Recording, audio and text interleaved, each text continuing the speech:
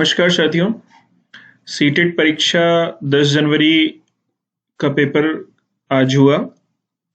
आशा करते हैं कि आप लोग अच्छे होंगे, आपके एग्ज़ाम अच्छे गए होंगे और आपकी पढ़ाई अच्छी चल रही होगी। और जल्दी से देख लेते हैं कि ये पेपर कैसा रहा और हमारी प्रीवियस शिफ्ट में जो एक्सप्लेनेशन हमने दिए थे, उससे क्या-क्या सवाल आए और वो कितना बेनिफिशियल रहता है कैंडिडेट्स के लिए कि जब आप एग्ज़ाम देने जाएँ तो उससे पहले जो हमारे प्रीवियस शिफ्ट की जो एनालिसिस हमने डिस्कस किया है, वो देख के जाएँ। देखिए सवाल जो आए आज एग्ज़ाम में, वो देखिए एग्ज़ामिनेशन में जो सवाल आए, वो कुछ इस तरीके से आए कि पूछा गया कि निम्नलिखित में से कौन-सा सही है? तो हमने यहाँ पे आपके जो सही विकल्प हैं उनको बताया कि ये स्तनधारी चमगादड़ है, सरीसृप कौन-सा है, कछुआ है, कीट है, वो तिलचट्टा आया था, कॉकरोच कुछ तिलचट्टा और कॉकरोच को सेम ही बोलते हैं। ये हमारे मधुमक्खियाँ वगैरह होती हैं, कीट होती हैं और पक्षी के बारे में पूछा था तो ये ऑस्ट्रिच पक्षी होता है, ठीक है? इस तरीके से हमारे एग्जाम में जो सवाल आए कि भाई आपको इधर कैटेगरी दे दी गई और इधर उनके नाम दे दिए गए एक-एक चीज़ों के और उनसे पूछा गया था कि कौन सा सही है या नहीं है, ठीक है? तो सरीसृप मतलब जो रेंग के चलने वाले होते हैं, स्तनधारी होते हैं, जो हमारे बच्चों को फीड करते हैं और जैसे मनुष्य एक स्तनधारी जीव है। कीट वो होते हैं जैसे लाइक इंसेक्ट्स जिनको हम बोलते हैं, पक्षी जो उड़ सकते हैं, ऑस्ट्रिच वगैरह इसके बारे में ऐसा ही कुछ सवाल आया था, ठीक है? तो आप लोग अभी जो रिमेनिंग शिफ्ट के एग्ज़ाम है लाइक 13, 11, 12, 13, 17 और 21 को जो एग्ज़ाम है उसमें ज़रूर पढ़ के जाइएगा आप लोग अच्छे तरीके से। एनसीईआरटी बेस्ड सवाल आए थे। सीडीपी ईज़ी थी, हिंदी लेंदी थी हमारी। CDP is very easy, Hindi लेंदी थी हमारी और ईवीएस ज़्यादा ईज़ी नहीं आई थी। ईवीएस में पेडागॉजी के क्वेश्चंस ज़्यादा आए थे। ईवीएस में पेडागॉजी से सवाल ज़्यादा आए थे, ठीक है? तो यहाँ पे ईवीएस थोड़ा-सा टफ थी यहाँ पे और सीडीपी बहुत आसान थी। मैथमेटिक्स में भी सवाल पेडागॉजी बेस्ड ज़्यादा आए थे, कैलकुलेशंस भी आए थे और इंग्लिश भी हमारी ईज़ी आई हुई थी। संस्कृत थोड़ी-सी टफ आई हुई थी यहाँ पे। बच्चों को पढ़ने में दिक्कत हुई। कई बच्चों ने बताया कि मेरा पेपर क्वेश्चंस छूट गए, पढ़ने में थोड़ी दिक्कत हो रही थी उनको ऑनलाइन की वजह से। तो इस तरीके का कुछ ओवरऑल एक्सपीरियंस रहा। पेपर ज़्यादा आसान नहीं था, पेपर मॉडरेट था। तो मैं आपको यही बताना चाह रहा हूँ बेसिकली, ठीक है? तो अगले सवाल पे चलते हैं हम लोग। अगला सवाल जो आपसे एग्जाम में पूछा गया वो एक रिपीटेड सवाल था। सवाल एग्जाम में पूछा गया कि भारत में कितने राज्य हैं और केंद्र शासित प्रदेश कितने हैं? तो भाई भारत में 28 राज्य हैं और 8 केंद्र शासित प्रदेश हैं और बाकी जो ऑप्शंस थे वो आपको कंफ्यूज करने के लिए बनाए गए थे, ठीक है? तो इस तरह से ये एक रिपीटेड सवाल था आपके एग्जाम में आया हुआ। अगला सवाल जो आपके एग्जाम में पूछा गया कि जो घटपर्णी जिसको हम लोग नेफेंथीज बोलते हैं, नेफेंथीज वो पौधा किस राज्य में पाया जाता है? वो पौधा मेघालय राज्य में पाया जाता है। मैंने आपको बताया है कि उत्तर पूर्वी राज्य में मेघालय में ये पौधा पाया जाता है।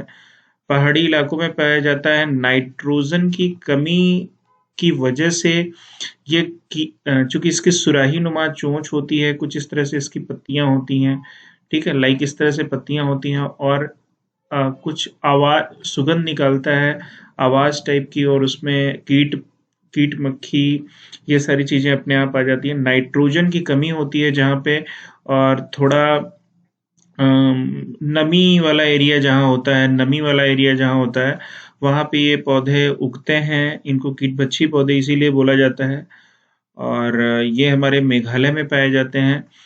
तो इस पे सवाल बहुत पूछा गया। इनको हम लोग मांसाहारी पौधा भी बोलते हैं और एनसीईआरटी बेस ये सवाल बहुत ज़्यादा इम्पोर्टेंट रहा है, ठीक है? चलो अगले सवाल पे चलते हैं। अगला सवाल ये पूछा गया आपके एग्जाम में कि नीचे दिए गए खाद्य पदार्थों में किस ग्रुप के लौह तत्व प्रचुर मात्रा में पाए जाते हैं? देखिए नीचे लिखे गए तत्व में कौन से ग्रुप में लौह तत्व प्रचुर मात्रा में पाए जाते हैं?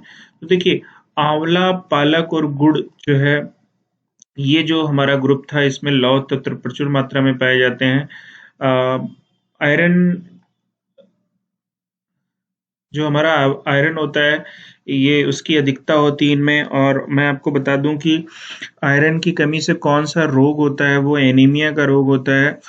और उसमें ब्लड की कमी हो जाती है, हीमोग्लोबिन कम हो जाता है, और हीमोग्लोबिन के कम होने की वजह से आपको कई सारी और प्रॉब्लम क्रिएट हो सकती है। तो अगर आपको ये सारी प्रॉब्लम होती है तो डॉक्टर आपको जो रिकमेंडेशन करता है, आंवला, पालक और गुड़ खाने को बोलता है। यहाँ से आपके लौह तत्व की मात्रा पर्याप्त मात्रा में रिकवर हो जाती है, और आपकी जो एनीमिया का इश्यूज हैं वो ठीक हो जाते हैं। देखिए, अगला सवाल सीबीएसई में जो पूछा, वो पूछा कि निम्नलिखित में मच्छरों द्वारा फैलने वाले रोगों का समुच्चय कौन सा है। देखिए, उन्होंने पूछा तो डेंगू जो हम होता है वो हमारे मच्छरों से होता है। चिकनगुनिया भी हमारे मच्छरों से होता है। मलेरिया, मलेरिया जो मादा एनाफ्लीज के काटने से होता है, मादा एनाफ्लीज। और यहाँ से एक सवाल और उठ के आता है कि भाई, जो मलेरिया है उसकी खोज किसने की थी? उसकी खोज 1902 में रॉबर्ट रॉस ने की थी। रॉबर्ट रॉस जो साइंटिस्ट थे हमारे, रॉबर्ट रॉस, उनको नोबेल पुरस्कार दिया गया था। ठीक है, उनको नोबेल पुरस्कार दिया गया था इसी खोज के लिए कि मलेरिया का जो आविष्कार किया था उन्होंने। और मैं आपको बता दूं, मलेरिया के दवा जो बनाई जाती है वो सिनकोना नामक पेड़ की छाल से बनाई जाती है। ये सवाल भी आपके एग्जाम में पूछा गया। सिनकोना नामक पेड़ की छाल से मलेरिया की दवा बनाई जाती है। ठीक है, तो इस तरीके से आपसे एग्जाम में ये सवाल पूछे गए। रिपीटेड सवाल था ये, और प्रीवियस ईयर्स में आया हुआ सवाल था, एनसीईआरटी बेस्ड प्रॉब्लम थी। ठीक है, अगला सवाल जो आपसे एग्जाम में पूछा गया कि कर्णम मल्लेश्वरी का संबंध वेट लिफ्टिंग से है। इन्होंने भारत के बाहर 29 मेडल जीते हैं। ये किस राज्य से संबंधित है, किस राज्य में? देखिए, मल्लेश्वरी जो हमारा एटलांटा ओलंपिक था 2000 में, एटलांटा ओलंपिक था, वहां पे इन्होंने ब्रांज मेडल जीता था। और उसके बाद ये वर्ल्ड वाइड फेमस हुई थी इंडिया की तरफ से। इन्होंने वेट लिफ्टिंग में भारत का नाम रोशन किया था। और ये आंध्र प्रदेश से बिलोंग करती हैं। और भारत के बाहर इन्होंने डिफरेंट डिफरेंट जो वेट लिफ्टिंग कंपटीशन हुए थे, वहाँ पे 29 से ज़्यादा मेडल इन्होंने जीते थे। तो इस तरीके से एक सवाल आपके एग्जाम में आपसे पूछा गया, और इनका संबंध आंध्र प्रदेश से। देखिए, आंध्र प्रदेश से एक सवाल और हमेशा पूछा गया कि पोपमपिल्ली जो साड़ियाँ होती हैं, उनसे रिलेटेड एक जगह का नाम है, वो हैदराबाद से 40 किलोमीटर दूर पाई जाती हैं। तो वो सवाल भी आपके एग्जाम में जो पूछे जाते हैं वो ध्यान रखिएगा। ठीक है, ओपन चिल्ली जो जगह का नाम है, वहाँ पे साड़ियों के लिए फेमस है अपने। देखिए, सवाल एक चीज और आया आज, रेगिस्तानी ओक के बारे में पूछा गया। और पूछा गया कि ये कौन सा कथन सही नहीं है। देखिए, पूछा गया कि रेगिस्तानी ओक एक वृक्ष जिसकी ऊंचाई हमारी कक्षा के कमरे के लगभग बराबर अर्थात लगभग 4 मीटर होती है। तो ये सही कथन था। और पूछा है कौन सा कथन सही नहीं है। इस वृक्ष की जड़ें वृक्ष की ऊंचाई के लगभग 30 गुनी गहराई तक जमीन के भीतर जाती हैं, जब तक पानी ना पहुंचा जा सके। ठीक है, बिल्कुल सही स्टेटमेंट था। इस वृक्ष के तने में पानी एकत्रित होता है। ठीक है, बिल्कुल सही है। यह वृक्ष अबू धाबी में पाया जाता है, तो अबू धाबी में नहीं पाया जाता, ये ऑस्ट्रेलिया में पाया जाता है। ऑस्ट्रेलिया में पाया जाता है ये। देखिए, ये यहाँ पे भी एक एम्बिगिटी पॉइंट होता है कि इस वृक्ष के तने में पानी एकत्रित होता है। क्योंकि ये रेगिस्तानी इलाकों में पाए जाते हैं तो पानी की मात्रा कम होती है। लेकिन मोस्ट अप्रोप्रिएट ऑप्शन जो था, जो अबू धाबी था, अबू धाबी में खिजड़ी वृक्ष पाया जाता है, और ऑस्ट्रेलिया में हमारे रेगिस्तानी ओक पाए जाते हैं। तो ये सवाल आपके एग्जाम में पूछा गया। ठीक है, तो इसमें जो करेक्ट ऑप्शन हो जाएगा ये हो जाएगा, ये नहीं कथन सही है। ठीक, अगला सवाल जो आपसे पूछा गया वो पूछा गया ब्रेन लिपि के बारे में। देखिए, ब्रेन लिपि में मोटे कागज के उभरे हुए बिंदु होते हैं। और यह लिपि किस चीज पर आधारित होती है भाई? 5 बिंदुओं पे, 6 बिंदुओं पे, 8 बिंदुओं पे, 10 बिंदुओं पे। तो जो हमारी ब्रेन लिपि होती है वो 6 बिंदुओं पर आधारित होती है। और ब्रेन लिपि में मोटे कागज पे उभरे हुए बिंदु होते हैं। यह लिपि 6 बिंदु पर आधारित होती है। उभरे होने के कारण इन्हें छू कर पढ़ा जा सकता है। जो लुइस ब्रेल एक साइंटिस्ट थे, उन्होंने ब्रेल लिपि का आविष्कार किया था। तो ये सारे सवाल आपके एग्जाम में पूछे जाते हैं, इंपॉर्टेंट क्वेश्चन है, आप लोग ध्यान रखिएगा। ठीक है, चलिए अगले सवाल के बारे में पूछे। देखिए, पटना के सापेक्ष चंडीगढ़ किस दिशा में है? देखिए, अगर मैं आपसे मैं बात करूं पटना के सापेक्ष चंडीगढ़ किस दिशा में है, तो देखिए, अगर मैं इंडिया के नक्शे की बात करता हूं तो कुछ इस तरीके से इंडिया का नक्शा है।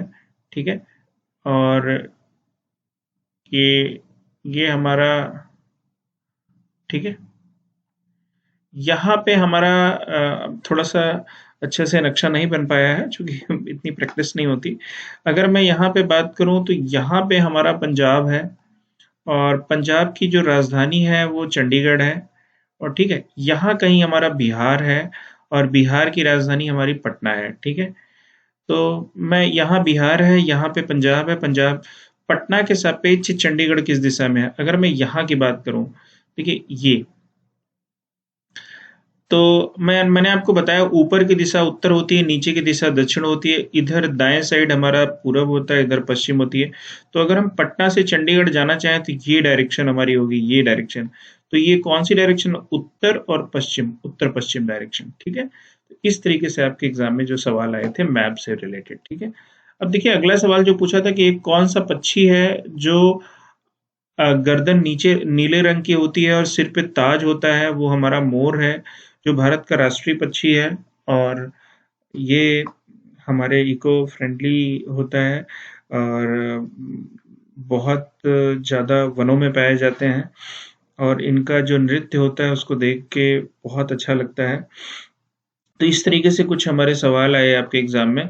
देखिए, अगला सवाल जो आपके एग्जाम में पूछा गया वो ये पूछा गया कि एक प्रदेश है, वहाँ पे जो मकान होते हैं मजबूत बाँस के खंभों पे बने होते हैं। अंदर से मकान लकड़ी से ही बनाए जाते हैं। मकान ज़मीन से 3 से 3.5 मीटर ऊंचाई पे बनाए जाते हैं। बारिश से बचाव के लिए छत ढालू बनाई जाती है। ऐसा किस राज्य में होता है? भाई, असम राज्य में ऐसा होता है। असम राज्य में जो चेरापूंजी जगह है वहाँ पे बहुत ज़्यादा बारिश होती है। असम पूरे राज्य में बारिश होती है। तो देखिए, ये लोग क्या करते हैं कि जैसे ये फ्लोर है, यहाँ से 10 से 15 फीट ऊपर, 3 साढ़े 3 ऊपर बांस के खंभों पे, मजबूत लकड़ी बांस के खंभों पे ये देखिए घर बनाते हैं, और थोड़ा सा ढालू टाइप का बनाते हैं, और इस तरीके से कि यहाँ पे जब बारिश हो तो ये पानी जो है प्रॉपर तरीके से निकल जाए। और ऐसा पहाड़ों पे चूंकि इनको बारिश से बचाना है तो ये असम में ऐसा होता है। ठीक है, ये आप ध्यान रखिएगा। और जो अगला सवाल पूछा है उन्होंने, अगला सवाल सीडीपी में पियाजे से पूछा गया था। जीन पियाजे से पूछा गया था, उनकी मूर्त संक्रियात्मक अवस्था में। व्यगात्सी से पूछा गया था, और हमारे कॉलबर्ग से पूछा गया सवाल। एनईपी 2020 से हमारे 5 क्वेश्चंस आपके एग्जाम में आए थे। और किस चीज पे बल देती है, कौन सा पैटर्न वो फॉलो करती हैं, मूल्यांकन संबंधी चीजों पे पूछा गया। तो इस तरीके से एनईपी 2020 पे बहुत सारे सवाल पूछे। एनसीएफ 2005 से हमारे ईवीएस कैसे आप बच्चों को पढ़ाएंगे, इस तरह से आपके सवाल आपके एग्जाम में पूछे गए। गणितीय अक्षमता क्या कहलाती है? डिस्कैलकुलिया कहलाती है। प्रैक्टिकल बेस एक स्टेटमेंट दिया गया था, और वहां पे बच्चा मैथमेटिक्स नहीं पढ़ पाता, उसको कौन सी बीमारी से वो रिलेटेड है, तो इससे पूछा गया। देखिए, वेन हिले के ज्यामिति चिंतन सिद्धांत पे क्वेश्चन दिया गया कि एक बच्चा इसको डिफरेंशिएट नहीं कर पा रहा है। रेक्टेंगल दिया हुआ है, और एक स्क्वायर दिया हुआ है, और एक समचतुर्भुज दिया हुआ है। तो कह रहे हैं कि भाई उसमें वो डिफरेंशिएट नहीं कर पा रहा है, तो वेन हिले के ज्यामिति चिंतन सिद्धांत पे वो किस स्तर पे, इस तरह से सवाल आपके एग्जाम में पूछे गए। सेंटीमीटर को मीटर में बदल दिया जाए, ऐसा कुछ सवाल पूछा गया कुछ स्टेटमेंट द्वारा। और पूछा सेंटीमीटर में दिया था, मीटर में सवाल आपके एग्जाम में पूछा गया था। ऐसा एक सवाल पूछा गया था कि एक आयताकार खेत है, और आयताकार एक खेत है, और उसके चारों ओर आपको रास्ता बनाना है। ठीक है, कुछ ऐसे रास्ता वास्ता बनाने के लिए बात बोली गई थी। और पूछा गया था कि भाई ये रास्ता जो आप बनाएंगे इस पे खर्चा कितना आएगा, आपकी लेंथ इसकी दी गई थी और ये दी गई थी, और जो रास्ते की चौड़ाई दी गई थी। इस तरह से आपसे एग्जामिनेशन में सवाल पूछा गया था कि इस पे खर्च कितना आएगा। ठीक है, एग्जैक्ट डिजिट अभी नहीं पता हमें, लेकिन कुछ इस तरीके से सवाल आएगा, तो आप लोग प्रैक्टिस करके जाइए एग्जाम में। देखिए, धारिता से रिलेटेड सवाल आए थे। पूछा गया था कि भाई इतने एक क्या कहते हैं घन दिया गया है, और कुछ इस तरीके से उसकी लेंथ, ब्रेड्थ और हाइट दी गई थी और पूछा गया था कि इसमें कुछ छोटे छोटे घन के कितने घन आ सकते हैं। तो भाई आप बड़े वाले के आयतन से छोटे वाले आयतन को आप डिवाइड कर देंगे तो उतने आपको घन मिल जाएंगे, उतने घन आ सकते हैं। ठीक है, अगला सवाल आपके एग्जाम में पूछा गया था, उपहार का समानार्थी क्या होता है। देखिए, उपहार आप किसी को देते हैं तो उसका समानार्थी पूछा गया था। अनुभूति का संधि विच्छेद पूछा गया था। ठीक है, नॉम चॉम्स्की के भाषा के सिद्धांत पे प्रश्न आए हुए थे। नॉम चॉम्स्की के भाषा विकास के सिद्धांत पे उन्होंने ये बताया था कि जो भाषा अर्जन होता है वो जन्मजात होता है। ठीक है, बच्चे के अंदर भाषा अर्जन की जो जो क्षमता होती है वो जन्मजात होती है। तो ये आपसे सवाल जो पूछे गए हिंदी में एक पैसेज आया था और उस पे 9 सवाल आए हुए थे और एक कविता आई हुई थी, उस पे भी 9 सवाल के आसपास आए हुए थे। उसमें बीच-बीच में सवाल पूछा गया था कि इसमें कौन-सा समास है, इसमें कौन-सा प्रत्यय है और इसमें कौन-सी संधि है, कौन-सा पर्यायवाची है, शब्द विलोम पूछे गए थे। तो ये आप अच्छे से देख के जाइएगा। ठीक है, क्वेश्चन की प्रैक्टिस अच्छे से कर लीजिएगा। रीडिंग कॉम्प्रहेंशन के सवाल पहले पढ़ लीजिए, फिर आप उसकी पैसेज को पढ़ने जाइएगा, क्योंकि सवाल आप जैसे ही पढ़ लेंगे वैसे आप पैसेज पढ़ेंगे तो आपको टू द पॉइंट आंसर मिल जाएगा। लोग क्या करते हैं, पहले पैसेज पढ़ते हैं फिर सवाल करते हैं, तो उसमें आपका टाइम वेस्ट होता है। पहले आप सवाल पढ़ लीजिए, फिर आप पैसेज करिए, उतना आसान होगा आपके लिए। ठीक है, ये सारे इंपॉर्टेंट पॉइंट थे आप। ठीक है, अब देखिए, एक सवाल आपसे एग्जाम में पूछा गया है कि भाई एक व्यक्ति जो है कार से दिल्ली से लखनऊ जा रहा है, जिसकी किलोमीटर 504 किलोमीटर की दूरी है, 7 घंटे लगते हैं, तो उसकी चाल क्या थी। तो आपको बताऊं, चाल बराबर दूरी बटे समय होता है। ठीक है, और आपकी जो दूरी है वो 504 किलोमीटर है, 504। ठीक है, 504। ठीक है, तो 504 किलोमीटर को 7 से आप डिवाइड कर देंगे तो आपका सवाल आ जाएगा। तो 7 सता 49 होता है और 7 दूनी 14 होता है, तो 72 किलोमीटर पर आवर। देखिए, डिजिट पे मत जाइएगा, सवाल कुछ इस तरीके से एग्जाम में आपके एग्जाम में पूछा गया था। और कॉन्सेप्ट पे जाइएगा कि कोई व्यक्ति अगर एक जगह से दूसरी जगह जा रहा है और उसकी दूरी दी गई हुई, तय दूरी की उसकी समय दिया गया हो, तो चाल आप कैसे निकाल सकते हैं। ठीक है, तो ऐसे सवाल आपके एग्जाम में आज पूछे गए थे। ठीक है, इनसे मिलते जुलते सवाल पूछे गए थे। चूंकि बच्चा एग्जैक्ट डिजिट और एग्जैक्ट स्टेटमेंट नहीं बता पाता, तो मिलते जुलते सवाल ही हम आपको बताते हैं, जो कि स्मृति पे आधारित होते हैं। ठीक है, मेमोरी पे आधारित होते हैं। संज्ञान और संवेग एक दूसरे से कैसे होते हैं, एक दूसरे से स्वतंत्र हैं, एक दूसरे से बिल्कुल अलग हैं, एक दूसरे को प्रभावित करते हैं। संज्ञान और संवेग को प्रभावित नहीं करता, एक दूसरे को प्रभावित करते हैं। ये आंसर आपका बिल्कुल सही होगा, संज्ञान और संवेग का। और बाकी जो ऑप्शन दिए गए हुए वो गलत हैं। तो कुछ इस तरीके से आपके एग्जाम में सवाल जो पूछे गए थे। ठीक है, देखिए, एक सवाल आया हुआ था आपके एग्जाम में कि ईवीएस को पढ़ाते समय शिक्षक एक लंबी इकाई को उप इकाइयों में विभाजित करता है। देखिए, मतलब बड़े चैप्टर को छोटे छोटे चैप्टर में विभाजित करता है। प्रत्येक उप इकाई को कम अवधि के अंतराल पर पूर्ण करने के बाद परिचनों को एक प्रश्नों की एक श्रृंखला को आयोजित करता है। छात्र के मूल्यांकन की आवधिकता में भिन्नता किसके रूप में जानी जाती है। देखिए, अगर मैं बात करूं, ये योगात्मक मूल्यांकन, रचनात्मक मूल्यांकन, निदानात्मक मूल्यांकन, सतत और व्यापक मूल्यांकन। देखिए, मैं आपको एक चीज बता दूं, तो यहाँ पे जो वो कह रहा है कि भाई अगर ये यहाँ इस पूरे एग्जाम को या पूरे चैप्टर को या पूरे टॉपिक को उसने क्या किया, छोटे छोटे चैप्टर में डिवाइड किया और सोचा कि इस छोटे-छोटे चैप्टर्स का हम मूल्यांकन कर लेंगे, छोटे-छोटे प्रोजेक्ट को हम बच्चों से बनवा लेंगे और उसका इंडिविजुअल मूल्यांकन करेंगे। उसके बाद नेट हमारा जो इवैल्यूएशन हो जाएगा, उसका नेट अगर हम सम करेंगे। तो इस तरह से बच्चों को छोटी-छोटी चीज़ों के बारे में वो जानना चाहता है, तो इसको हम कह सकते हैं रचनात्मक मूल्यांकन हमारा ज़्यादा सटीक आंसर होगा। ठीक है? इस तरीके से आपके एग्ज़ाम में जो सवाल आपसे पूछे जाते हैं। ठीक है? अब एक सवाल पूछा गया कि जीन पियाजे के अनुसार निम्नलिखित में मूर्त संक्रियात्मक अवस्था कहा जाता है। देखिए, सवाल अगला पूछा गया कि जीन पियाजे के अनुसार जो हमारी मूर्त संक्रियात्मक अवस्था कहा जाता है। तो देखिए, जीन पियाजे के अनुसार जो हमारी जो मूर्त संक्रियात्मक अवस्था है, उसका जो वर्ष होता है वो 7 से 11 साल होता है। कई जगह 6 से 11 साल था। तो वहाँ पे बच्चा अपने आप को एक्सप्लेन करना, किसी चीज़ को स्पर्श करना, एक्टिविटी करना, तो इन सब चीज़ों के बारे में सीखता है कि मूर्त चीज़ों के बारे में अपनी संक्रियात्मक चीज़ों के बारे में एक्सप्लेन करता है कि जैसे कोई भी ऑब्जेक्ट है जो उसे दिख रहा है उसके बारे में वो एक्सप्लेन करना सीखता है, ठीक है? तो ऐसी जो अवस्था होती है उसको हमने क्या बोला, जीन पियाजे ने उत्तर बाल्यावस्था होती है, ठीक है? तो मूर्त संक्रियात्मक अवस्था जो होती है वो उत्तर बाल्यावस्था होती है, न तो शैशवावस्था होती है, न तो बचपन होता है, न किशोरावस्था होती है। तो यहाँ पे आपका सवाल ये सही होता है, ठीक है? अगला सवाल आपसे पूछा था कि भाषा शिक्षिका विकास के लिए सामाजिक अंतःक्रिया को महत्व देती है। संभवतः वह प्रेरित है,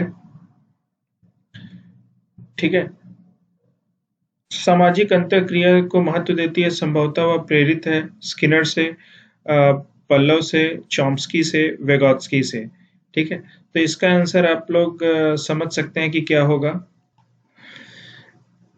देखिए, मैं आपको बता दूं कि भाषा शिक्षिका भाषा विकास के लिए सामाजिक अंतःक्रिया को महत्व देती है।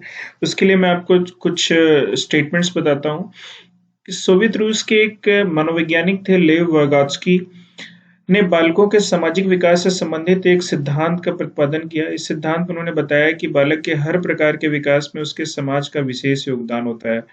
वाइगॉत्स्की ने यह भी बताया कि संज्ञानात्मक विकास में सामाजिक अंतःक्रिया पर अधिक बल दिया और कहा कि समुदाय का सीखने में बहुत महत्व होता है।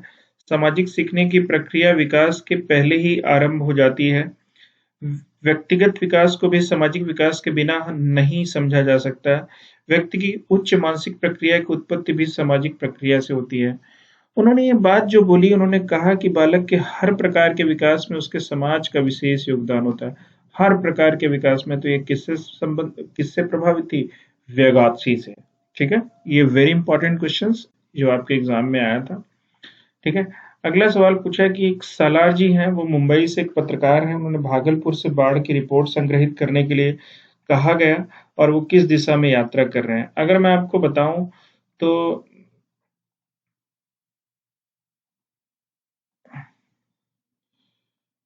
ये हमारा गुजरात है और ये हमारा साउथ के क्षेत्र हैं, ये हमारा नॉर्थ ईस्ट है। और अगर हम बिहार की बात करें तो कुछ भागलपुर यहाँ है, बिहार हमारा भागलपुर में है, महाराष्ट्र यहाँ है, मुंबई यहाँ है। और अगर मैं ये बात करूं तो किस दिशा में यात्रा कर रहे हैं, तो देखिए, अगर मैं यहाँ से बात करूं तो ये देखिए, ये ऊपर की दिशा उत्तर की दिशा होती है और इधर वो यात्रा कर रहे हैं तो उत्तर पूरब की दिशा में वो यात्रा कर रहे हैं। उत्तर पूरब हमारा राइट आंसर हो जाएगा, ठीक है? मुंबई से वो भागलपुर जा रहे हैं। तो मैप पे कुछ इस तरीके से आया हुआ एक सवाल था आपके एग्जाम में, एक और सवाल, ठीक है? विद्यालय आधारित निरंतर एवं व्यापक मूल्यांकन प्रणाली की स्थापना की जानी चाहिए, ठीक है? और सवाल पूछा गया था कि विद्यालय आधारित निरंतर एवं व्यापक मूल्यांकन प्रणाली की स्थापना की जाए, बच्चों पर दबाव बनाया जा सके, छात्रों के कौशल को सीमित किया जा सके, निदान और सुधार के साधन प्रदान किए जा सके, रचनात्मक अध्यापन को अवरोधित किया जा सके। देखिए, पूछा गया आपसे सवाल कि विद्यालय आधारित निरंतर एवं व्यापक मूल्यांकन प्रणाली की स्थापना किया जाना चाहिए, चाहे बच्चों पर दबाव बनाया जा सके, छात्रों के कौशलों को सीमित किया जा सके, निदान और सुधार के साधन प्रदान किए जा सके, रचनात्मक अध्यापन को अवरोधित किया जा सके। देखिए, जो मोस्ट अप्रोप्रिएट आंसर इसका होगा, निदान और सुधार के साधन प्रदान किए जा सके, इसलिए विद्यालय आधारित निरंतर एवं व्यापक मूल्यांकन प्रणाली की स्थापना किया जाना चाहिए, ठीक है? और कल मतलब जो comprehensive evaluation, continuous comprehensive evaluation की बात जो की गई थी वो यहाँ पे की गई थी, ठीक है? तो अगला सवाल जो आपसे एग्जाम में पूछा गया कि कौन सी प्रगतिशील शिक्षा की विशेषता नहीं है। देखिए, कौन सी प्रगतिशील शिक्षा की व्यवस्था विशेषता है, तो भाई प्रगतिशील शिक्षा जो हमारी है, उसमें केवल प्रस्तावित पाठ्यपुस्तकों पर आधारित निर्देश, परीक्षाओं में अच्छे अंक प्राप्त करने पर बल, बार-बार ली जाने वाली परीक्षाएं, समय सारणी और बैठने की व्यवस्था में लचीलापन। तो ये हमारा ऑप्शन सही होगा। प्रगतिशील शिक्षा में उन्होंने बताया था कि आप अपनी रिक्वायरमेंट के हिसाब से समय सारणी टाइम टेबल बनाइए और बैठने की व्यवस्था को अपने हिसाब से स्टेबल करिए। कभी भाई आपको एजुकेशन देनी है, लैब में आप दे सकते हैं। आपको फील्ड में डेमोन्स्ट्रेट करने के लिए ले जाना है तो आप फील्ड में ले जा सकते हैं। तो ये सारा आप अपने हिसाब से डिसाइड कर सकते हैं, टाइम टेबल, इसकी फ्लेक्सिबिलिटी आप डिसाइड कर सकते हैं। तो ये ऑप्शन आपके सही होगा। अगला सवाल आपसे जो पूछा गया, वो पूछा गया कि निम्नलिखित में से ज्यामिति चिंतन का सिद्धांत किसने दिया। तो ज्यामिति चिंतन का सिद्धांत किसने दिया? वेनहिले ने दिया। जीन पियाजे ने संज्ञानात्मक विकास का सिद्धांत दिया था और स्किनर और डेवी ने भी ऐसे ही कुछ सिद्धांत दिए थे। अगला सवाल जो आपसे पूछा गया, वो पूछा गया कि सागरमाथा कहाँ स्थित है और इसका क्या भाग है। भाई सागरमाथा जो है वो तिब्बत में स्थित है, नेपाल में स्थित है, ठीक है। और नेपाल में चूंकि माउंट एवरेस्ट को ही सागरमाथा बोलते हैं, नेपाल में माउंट एवरेस्ट को सागरमाथा बोलते हैं। तो ये नेपाल देश में स्थित है और ये एक हिमालय पर्वत का भाग है। माउंट एवरेस्ट जो है हिमालय की सबसे ऊंची चोटी है, ठीक है। तो इस तरीके से कुछ आपके एग्जाम में सवाल आए और अगले शिफ्ट में जो भी बच्चे एग्जाम देना जा रहे हैं वो जरूर पढ़ के जाएं, ठीक है। और हमारे चैनल पे अगर आप नए हैं तो सब्सक्राइब जरूर कर लीजिएगा और आप सब्सक्राइब करके बेल आइकन्स प्रेस करेंगे तो आपको हमारे चैनल पे जो भी सीटेट, यूपीटेट, एचटेट, आरटेट इसकी जो अपडेट्स है वो सबसे पहले मिलेगी। और अगर आपको ये वीडियो अच्छा लगा हो तो लाइक ज़रूर करिएगा, कोई क्वेरी हो तो कमेंट करके ज़रूर पूछिएगा, शेयर ज़रूर करिएगा दोस्तों के साथ जिससे ज़्यादा से ज़्यादा लोग बेनिफिट्स उठा सकें। मैथमेटिक्स के जो सवाल आए थे वो बहुत ही आसान थे और आप लोग सवाल को पढ़िएगा। एप्लीकेशन बेस्ड सवाल सीबीएसई ज़्यादा पूछ रहा है सीटेट में, पेडागॉजी ज़्यादा आएगी तो आप उसको अच्छे तरीके से करिएगा। पेडागॉजी के सवालों को करने का सिस्टम क्या है कि अगर वो सकारात्मक चीज़ें पूछ रहा है तो आप चारों ऑप्शन में देखिए कि उस स्टेटमेंट को सकारात्मक फेवरेबल कौन दे रहा है, टिक कर दीजिए।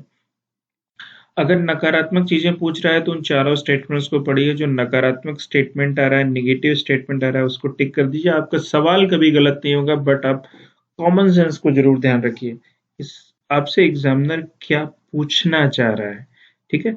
Again wish you all the best. UPTET के एग्जाम 23 जनवरी को ही होंगे, कोई कंफ्यूजन नहीं है। आज पीएनपी ने सेंट्रल लिस्ट जारी कर दी है, सारे इंटर कॉलेज जो हैं उनको एड्रेस कर दिया है कि भाई आप ड्यूटी लगाइए और अपनी तैयारी प्रॉपर तरीके से कर लीजिए। तो बिना किसी बेहिचक के आप अच्छे से तैयारी करिए। जिन बच्चों का सीटेट का एग्ज़ाम क्लियर हो जाएगा उनको यूपीटेट क्लियर करने की ज़्यादा ज़रूरत नहीं है, लेकिन फिर भी सीटेट का रिजल्ट आएगा फरवरी में, उससे पहले यूपीटेट का एग्ज़ाम हो जाएगा तो आप लोग यूपीटेट का एग्ज़ाम भी अच्छे से दीजिए, ठीक है।